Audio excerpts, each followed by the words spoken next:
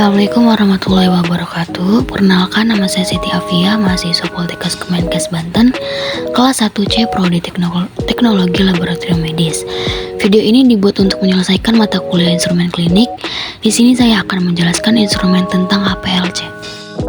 Apa itu HPLC? HPLC atau yang disebut dengan High Performance Liquid Chromatography adalah suatu instrumen yang dipakai untuk teknik analisis pemisahan secara kualitatif, kuantitatif, pemisahan atau isolasi, dan pemurnian. HPLC ini memiliki dua fase kerja, yaitu fase gerak atau mobile phase. Fase gerak ini terdiri dari dua fase, yaitu polar dan non-polar. Contoh fase gerak polar, contohnya itu heksana dan isopropanol. Yang kedua itu contoh fase gerak non-polar, yaitu water dan metanol. Yang kedua yaitu fase diam atau disebut dengan stationary fase, merupakan fase tetap di dalam kolam berupa partikel dengan pori yang kecil dan memiliki area surface tinggi. Fase diam ini terdiri dari dua fase, yaitu polar dan non-polar.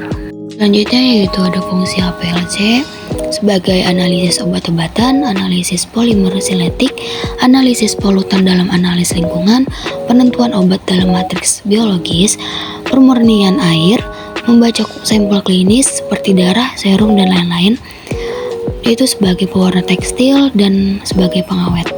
Selanjutnya, HPLC ini memiliki waktu retensi. Waktu retensi HPLC adalah waktu yang dibutuhkan oleh senyawa komponen sampel untuk melewati kolom menuju detektor.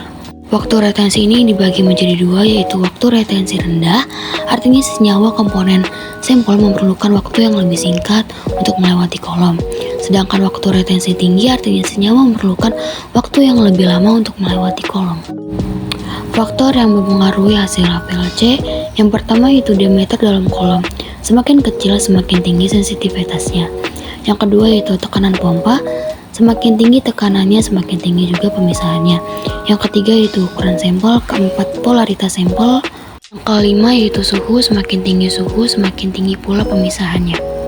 Nah, ini bagian-bagian HPLC-nya, yaitu ada solvent, pump, injektor, HPLC kolom, detektor, dan selanjutnya itu ada data hasilnya. Yang pertama itu ada solvent, cairan atau pelarut untuk fase gerak. Yang kedua itu ada pompa untuk menyedot cairan sampel. Ketiga yaitu ada sampel injektor, tempat untuk memasukkan sampel ke dalam sistem HPLC dengan presisi. Keempat itu ada kolom HPLC, tempat berlangsungnya proses pemisahan. Yang kelima yaitu detektor untuk mendeteksi zat-zat dalam sampel. Bagian-bagian HPLC yang harus dikalibrasi yaitu ada pump, injektor, dan detektor.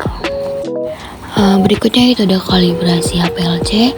Yang pertama itu menimbang 0,5 standar paracetamol, kemudian masukkan ke dalam labu ukur 50 ml dan ditempatkan dengan larutan metanol. Yang kedua itu setelah membuat larutan, induk standar paracetamol 10 ppm. Selanjutnya membuat larutan deretnya yaitu 2 ppm, 4 ppm, 6 ppm, dan 8 ppm standar paracetamol dengan pelarut water for injection. Langkah selanjutnya yaitu menimbang vial yang berisi water for injection untuk mengetahui atau mengkalibrasi laju alir HPLC. Yang keempat yaitu masukkan vial ke dalam wadah vial yang ada di dalam HPLC. Selanjutnya yang kelima, untuk mengkalibrasi HPLC, hal pertama yang dilakukan adalah mengkalibrasi nilai laju air. Setelah selesai, kita akan mengolah kromatogram yang telah dihasilkan. Setelah selesai mengkalibrasi, HPLC ditimbang kembali vial yang berisi water for injection. Di sini ada jenis-jenis HPLC seperti normal phase, reverse phase, ion exchange, dan size exclusion. Dan yang terakhir ada kelebihan dan kekurangan menggunakan HPLC ini. Kekurangannya itu pemeriksaannya sangat kompleks dan tidak bisa menerima sampel mudah menguap. Sedangkan kelebihannya yaitu yang pertama itu kecepatan, yang kedua itu efisiensinya tinggi, ketiga itu tingkat akurasinya tinggi, dan yang keempat yaitu ketelitiannya tinggi. Terima kasih, itu saja yang saya dapat sampaikan. Kurang lebihnya mohon maaf. Wassalamualaikum warahmatullahi wabarakatuh.